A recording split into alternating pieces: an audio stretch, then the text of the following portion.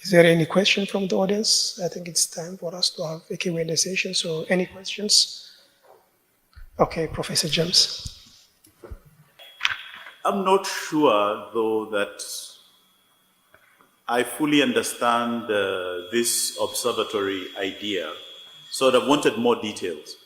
And the reason I would have wanted more details is because I'm not sure the statistics are the most helpful thing that the African Union could do. I want to see the indentures, I want to see the contracts, I want to see the fine print. And maybe it's because I'm a lawyer, but also because I'm frustrated that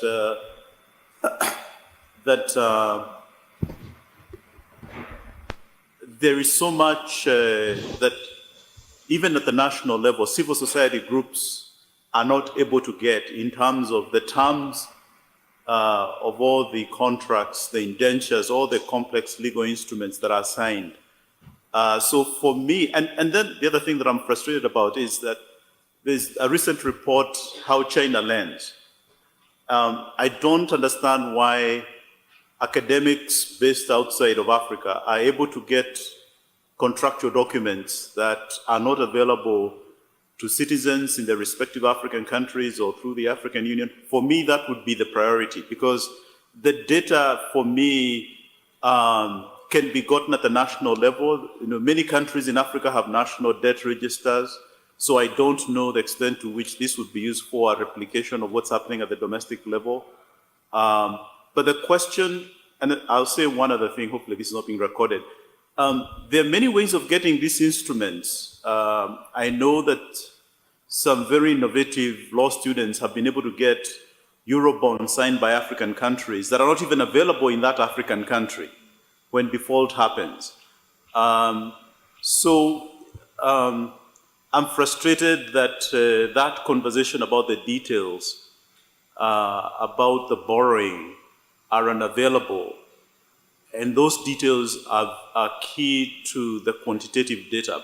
But the quantitative data, in my view, maybe because I'm not an economist, is neither here nor there. Coming as well, maybe as a lawyer, but also looking at it from a tax interest base, is that the correlation between debt and taxation is like sisters.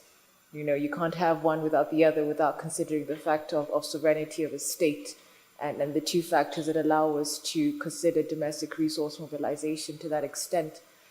So my question to the panel is that in the interest of debt management and debt sourcing and data availability in that concept, how exactly would you consider the approach of exchange of information as a tool for data collection, considering that there have been already existing discussions about exchange of information and use of existing systems to allow for that information to be exchanged between sovereign states, considering these sources of ratifications of laws or bilateral agreements that states already have. In the context of now that we are considering the use of an existing body like the African Union, how exactly would the African Union be able to use its existing framework and policy relations with all African states to permit that avenue, to ensure that as we speak about data and debt management, what sort of frameworks would you consider are required to be developed to ensure that we maintain the state of sovereignty while being able to assist in the management of data? Thank you. We've seen across the continent, governments basically just ignoring the legal provisions or even mobilizing for MPs to allow or unlock the ceilings of the debt ceiling. So I don't tend to agree much with the legal approach and in its entirety, unless it is embedded with other elements. And I think this aspect of debt observatory is indeed very critical, specifically with regard to how it should inform policy and also behavior change of governments in themselves. Because indeed, the DMOs that we are talking about are part and parcel of debt management. And I think If we are then to think of an institute or institution to look into this angle of indeed making sure that we have a centralized system within the region, I think that would be critical. But let me now get to my main points. First, I think we need to really examine the practicality of this in our current context, right? Now, one, we all know that all our countries are not at the same level in terms of statistics, institutions that manage those statistics, and therefore, and also how they capture and retain that data. So we are not at that level yet. So we need to address the issue of standardization of that system. Secondly, it's really the capacity gaps that exist. That I know you're trying to harass me, but let me just finish, sir. Thank you. Secondly, it is really important that we understand. First of all, is there the question that the gentleman asked around how do you institutionalize this? At what institutional level should it be? Because I don't think you just want to have an institution that is whose job is simply to collect data on debt. Because we know in our countries, the job of collecting this data, especially the institutions where they're located, they're also doing other functions. So if we are to think of this responsibility, then other aspects of financial management or whatever will have to be incorporated. So that would be the first thing. And then secondly, really make sure that aside from just collecting data, in terms of monitoring and advisory responsibility to governments on how to borrow, when to borrow, and issues of how you prepare projects for debt loan contraction, those things need to be part and parcel of that. So I would not necessarily recommend that you only have an institution to collect and store data, but really move beyond that and say what other aspects of debt management are critical for making debt sustainable. And I think that is a service that institution can offer. Lastly, I think you want to do that, maybe start with sub-regional level, where, for example, you want to do at SADC, where they move beyond just, they've moved into development and other financing aspects. So you want to try to see, and ECOWAS, for example, try to use those institutions and test it and see if there's an uptake and then push it up to a continental level. I thank you, Mr. Chair. I think for the starting point for me is that, yes, maybe this is for the lawyers in the House to help us in terms of the standardization of the legal frameworks and the legal requirements for debt management and data management, because the observation in the first presentation was that the non-compliance within the legal framework, prescribing and describing what the loan is, what the debt portfolio should be or shouldn't be. So if these contradictions persist across different African countries, then when it comes to observation, what are the parameters for the observation? So I think we need to look at the legal requirements. Are we in a position to be able to standardize the definitions of debt and the scope of debt in our legal frameworks? The other bit is also in terms of the harmonization. So if an institution is going to collect data on debt, is that then we have got a challenge. For example, look at the case of Uganda, for instance, is that if you went to the central bank, you will get a different statistics on debt. If you went to the Ministry of Finance that coordinates, you will get a different figure. If you went to the audit institution, the Auditor General's office will also come up with have a different data. So at the end of the day, the outside actors, we are lost. We don't know which data would we take as the credible source. Okay, because government institutions cannot speak to each other.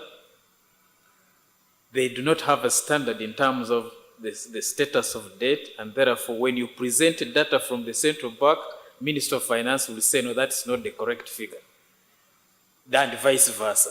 So we are left in terms of understanding the status and also the date. So talking about the observatory institutions, that becomes a challenge, is that there are issues that the preparatory process that need to be done before we get the level of having an observatory that has got standards and measures that can be applied across the board. Earlier this morning, we had a session where we were looking, I think ATAF just mentioned now, this relationship between debt and tax. And on that panel, we had a member of parliament who was talking about the difficulty at times in trying to push for sort of progressive reform, etc., because of, you know, the whipping that happens when you are with a political party. You therefore need to make decisions that are aligned with your party, whether or not you think it's in the best interest of your country. So I just wanted to know, with respect to this conversation and with respect to a lot of what we say about, you know, ensuring that we're in building processes, right, where members of parliament are overseeing, for example, the contraction of debt. How do you think we can address such a thing at national level as we're trying to put in place measures to curb unnecessary debt contraction? The problems start with the electoral system itself. It is so expensive, and I hope most people realize how much money flies in black bags and whatever it is your country uses for refuse. For refuse, because that's the money so much they put it in those bags. So by the time these people pop up in parliament as our leaders, they already owe someone, because, excuse me, but capitalism says money talks and bullshit walks, and it walks all the time after the elections. So it's not just the MP trying to hold the executive accountable. It's the executive being committed to whoever they funded them. So they make sure that that MP does not hold them accountable. So it's a whole chain. But since the launch, I mean, a lot of things have changed.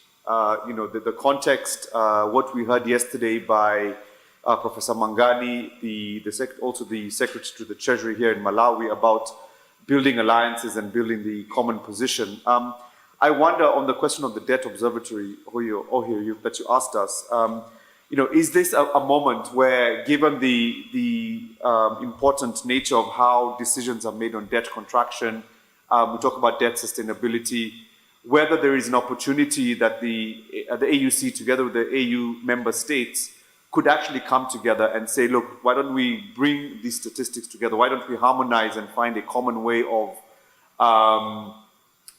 collecting debt statistics to inform then not only just national policy, but also, you know, how we negotiate if it's issues of reprofiling, restructuring. And I think politically, you know, it could also be potentially a key institution within the financial architecture, the African financial architecture that we were discussing all of yesterday. I just wonder whether, you know, that sort of political proposition makes sense at this moment in time. Thank you very much for the very interesting questions that were put forward. I will start with the first one. Yes. The Debt Observatory is not just about statistics, because there is a dynamic process behind. There is something that needs to be understood. Addressing the debt issue in Africa is a holistic process, because it is a process that goes beyond the statistics. And I think it has been clearly stipulated how difficult it is for us in Africa to get the data with regard, even the information, because those information are not publicly sent to Africa. We don't have them. And it speaks to something that is clear. It is the institutional mechanism that needs to be put in place at national level to contract any debt of any kind. Because if leaders are held accountable, and if institutions or institutional processes are working clearly, there is need for the parliament to give its approval when it comes to engaging in a debt process. But you will see that sometimes these processes are not followed through because there is an urgent issue that will appear, and the government in place is certainly rushing to try to contain a very difficult situation, and then they will engage in that process. So, just to respond to that question, yes, there is need. The observatory is not about only statistics. It speaks to a whole range of issues that are also linked to advisory, counseling when it comes to, letting our member states know exactly what they can do when it comes to utilizing their debt. Because in most of the cases, you will see that the money is just used for short-term issues with no, implication on investment in the long term, and with no return that are expected from it.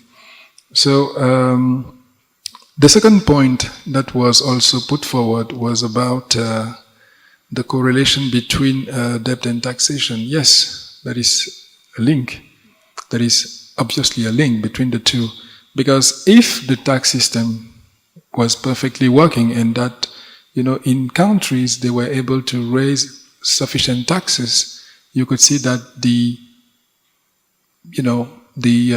willingness or the way they're engaging in that debt process would be certainly broken or will be reduced.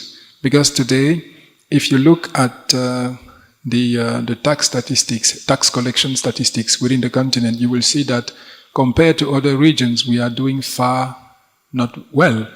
And there is need to improve that process to make sure that our countries are able to address, the issues that are related to tax collection and also to tax utilization. Because if you look at what we are doing with those taxes that are collected, these are, the resources that are also fueling the illicit financial flows through corruption and everything.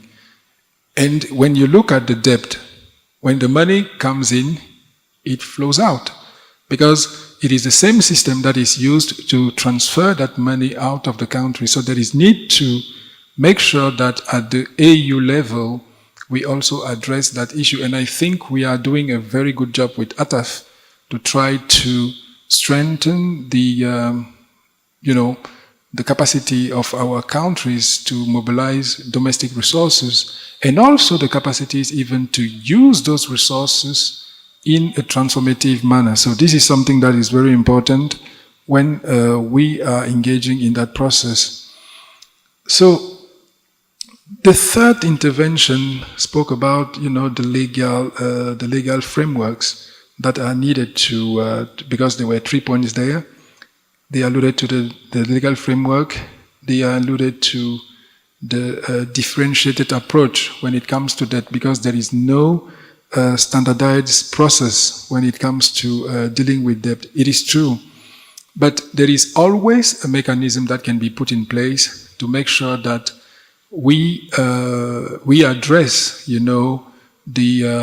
the differences that we can see in, the debt contract in countries. And we do really think that at the African Union Commission, there is something that needs to be done there. And this is where we are trying to bring the attention of member states to understand that, there is need to adopt maybe a common framework, because I think that word was also put forward yesterday, a common framework on debt within the continent. But as I said before, and this is something that needs to be taken into consideration, is that debt issues are issues of sovereignties. And countries are sticking to that, saying that no one should have a look at what they are doing when they are contracting their debt, how they are using and everything. So we first need to address, that barrier, and also give more power to the AUC when it comes to, dealing with such difficulties. With regards to the issue of, credibility of data, because there is also something that was put forward, because now we are receiving data from every sources, you know, you go to the parliament, you have some data, you go to the ministry, you have some data, you go to the statistic office, you have different data. So there is need to engage member states in a process of accountability and transparency that will lead to, you know, to rationalizing those debt mechanisms to make sure that they are not losing information at a certain point. Now, there is also a question, not a question, but a contribution on the issue of the electoral system. My sister, you are absolutely right. The thing is, how can we come up as the AU, as the African Union member states, to design maybe a continental approach, a credible continental approach to, you know, democratic processes with elections at the center? How can we do that without relying, you know, to external partners to, you know, to organize elections for us at a cost that we all know? So this is something that needs to be looked into, and I do think that at the African Union level there are, you know, discussions about that, and we do think that by the next coming years or decades we'll be able to address that. So the changing context, yes, absolutely, Jason, you are right. At the time when we were designing the study for the debt observatory or for, you know, the other studies on debt, the context was different because at that time we were not, you know, experiencing this high level of debt that we are having today. But the issue is that, as I said yesterday, we are turning at the same point. It is a vicious cycle that we need to break. There is need for, you know, political decisions that will lead the continent to escaping from this debt dependency that is, you know, hampering our development processes. But that cannot be done at the AU level because I think many people are putting much more expectation on the AU. The AU is not an implementing body. We are just a policy organ of the Union where we can craft the policies that they want to accept, to approve. Because as I said, for the debt observatory, the idea was not to oversee the debt process of countries. It was just to bring transparency and to bring maybe accountability and to bring the necessary advisory, requirements that are needed to make sure that debt effectively works for development. Thank you. Thank you. Soko?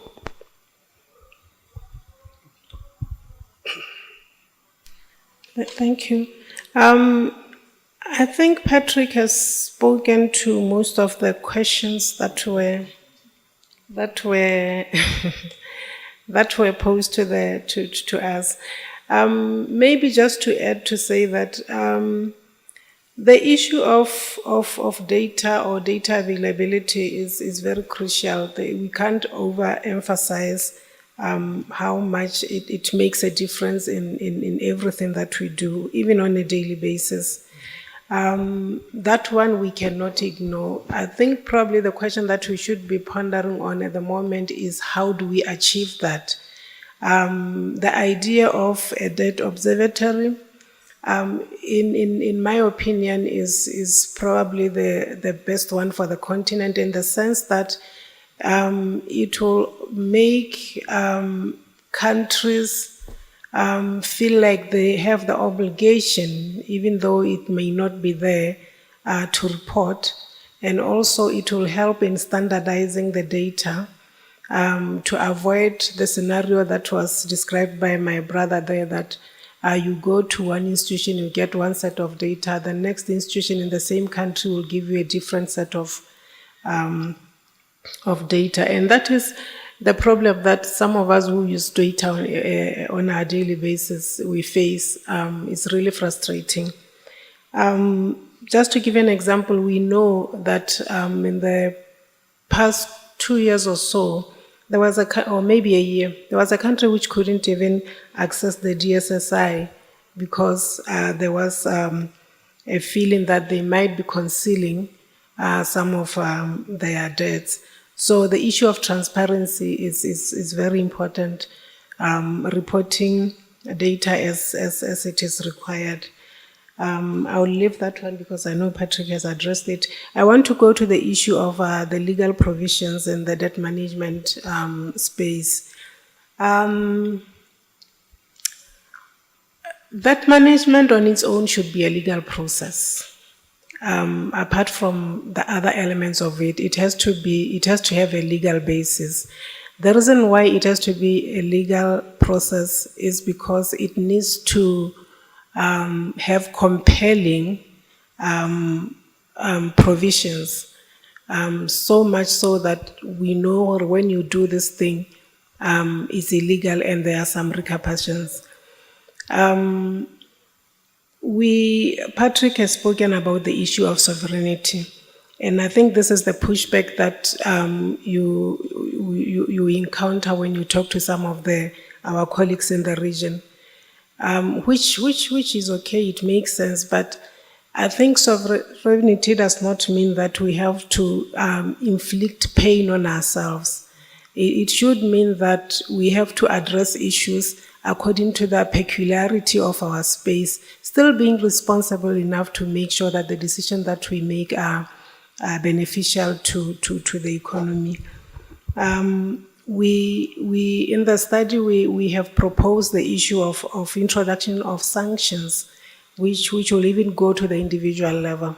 And this will even assist to make non-compliance to the legal provision a little bit deterrent when people think of doing such things. We know that in Africa, yes, we have spoken that the laws are there, but we tend to ignore them.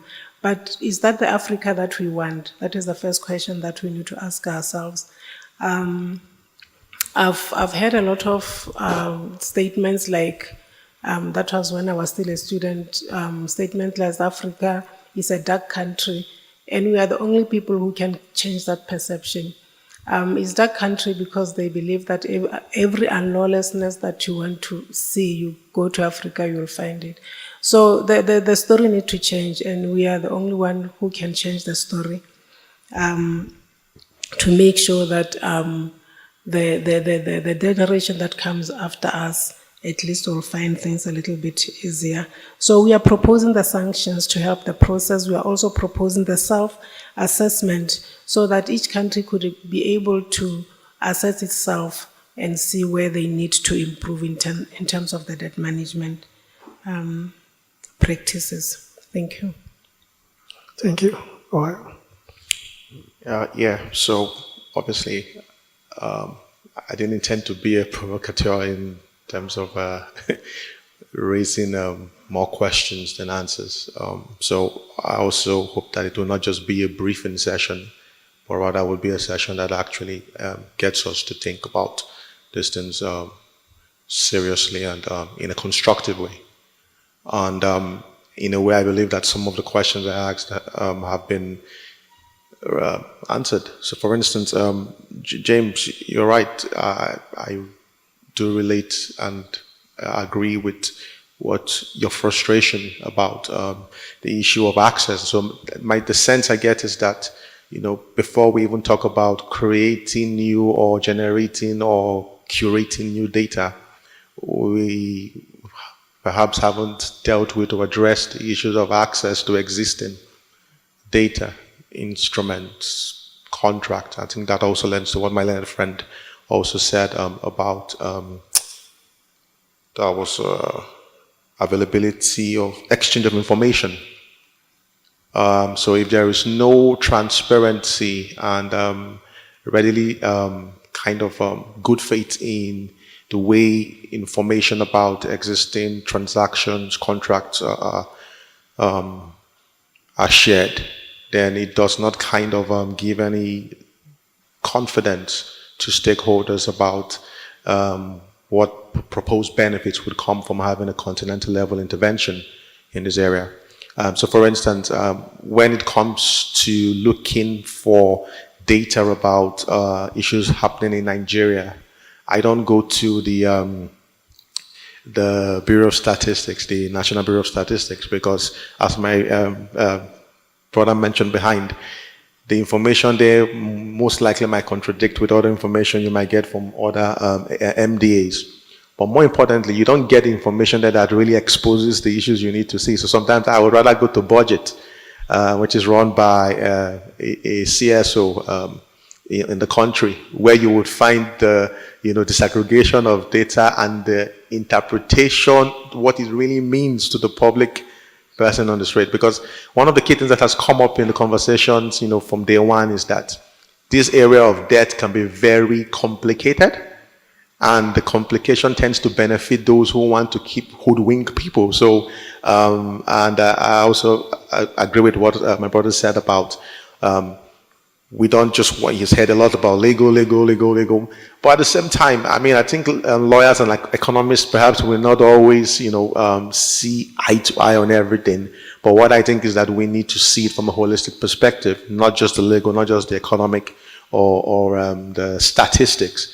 If anything that has become evident from the conversations and interventions in the last 2 days is that we need to look at debt as something that goes, Magali really spoke to that in the morning.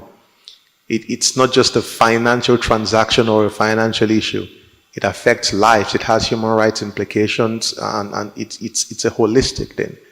And so in that context, yes, there are issues that need to be addressed in relation to access, transparency, reliability of data, and the way we compute this data, the methodologies used, the indicators, some of these things are just taking hook, line, and sinker from the international financial institutions, and we are not really looking home to our own methodologies and our own ideas and our proposals. This morning we're talking about, the dove. So we need to look at the indigenous capacity or generation of ways to both gather, generate, and analyze the data that is relevant to Africa. For instance, things have to be passed through the lens of, the broader developmental plan for the continent, because that is what, speaks to or contextualize the issues that we face as a continent. So however the OECD may look at data, can be the same way we look at data. But again, I guess in terms of capacity as well, we also need to look at what is feasible or what perhaps may be priority, and perhaps in the approach it in a way that we build towards that goal. So as Jason mentioned, is there an opportunity now to start to push, and to galvanize that political will to have more standardized and more coherent approaches at national level? Can we then graduate that to, the RECs and having, such systems, where there is already capacity on ground, then build towards a continental approach? So as I mentioned in my intervention, I do really believe that data, we live in a data-driven economy world, and access to data and the way data is analyzed or interpreted, which is back to what my brother said, it has to go beyond just the stats. It has to be a broader, wider approach to interpreting information. So I do agree with that, but it's conceptual level, and I believe that the points that have been raised here will improve and enhance the conversations and the deliberations at the AUC. Thank you. Okay, thank you. So thank you, everyone. I think we ran out of time, so I would like to thank everyone for making this session. There is something that, just to emphasize what my colleague just said here. In fact, when you have a problem, how do you fix it? Because he said something that is crucial, that we are in a data-driven society. But look at how we are making our decisions in Africa. Are we making our decisions based on accurate data? I'm not sure. Because somebody told me one day, if you want to fix a problem, that if you have a problem and you want to fix the problem, you should make sure that you have the comprehensive data that will allow you first of all, to understand the dynamics that are surrounding the problem, and then you will be able to tease out, the concrete actions that will lead you to solving the problem. Because when we say here, it was said, because I think people focus most on the data part of the observatory, it is certainly one of the most important, shift that we will see in the depth dynamics within the continent.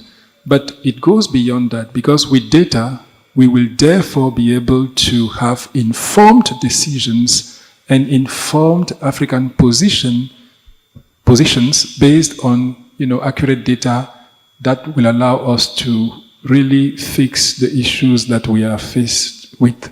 Thank you. Okay, so one final remark from Jason. Yeah, thank you very much. I think, Patrick, your height again, seems to be reaching in to take some of the things I wanted to say, because, this is a political conversation as much as it is a technical one, and I do want to not pose another question for response now, but a reflection as we go through the conference.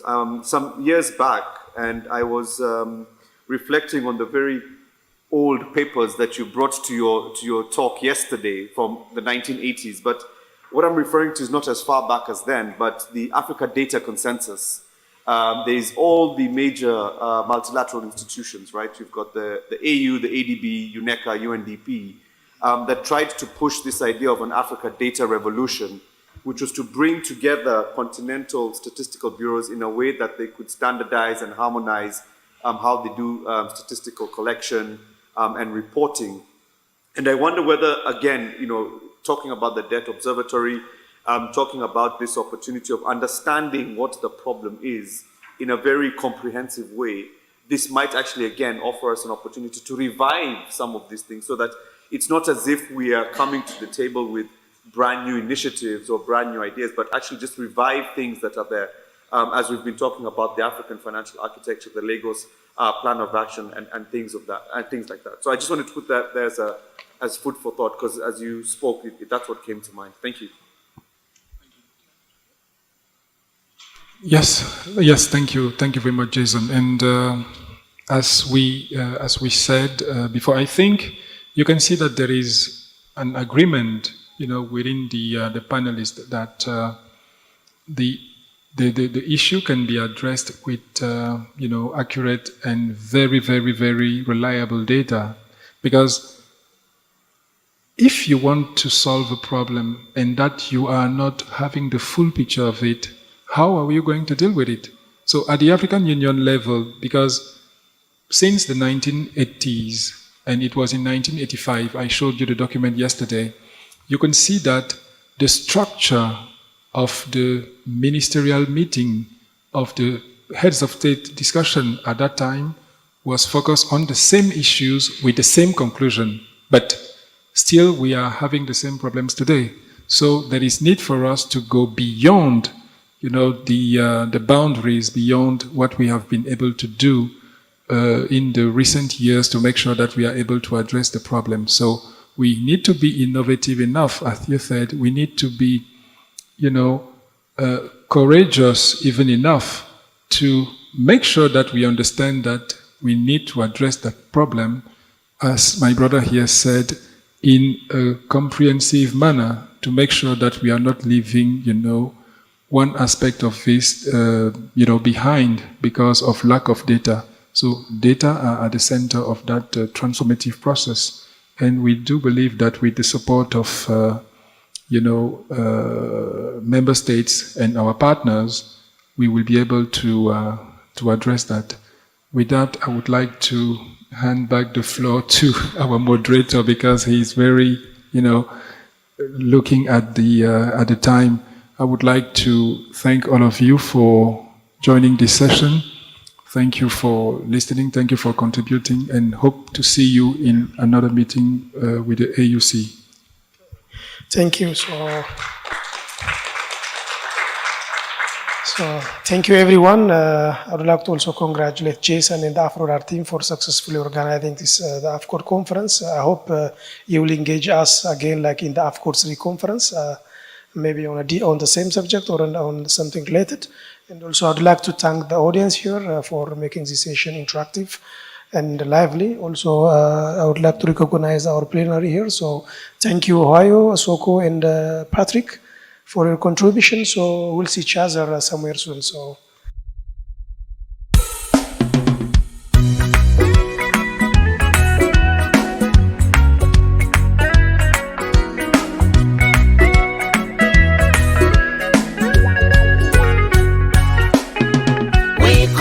Policies and practices that put people first. We call for policies and practices that put people first.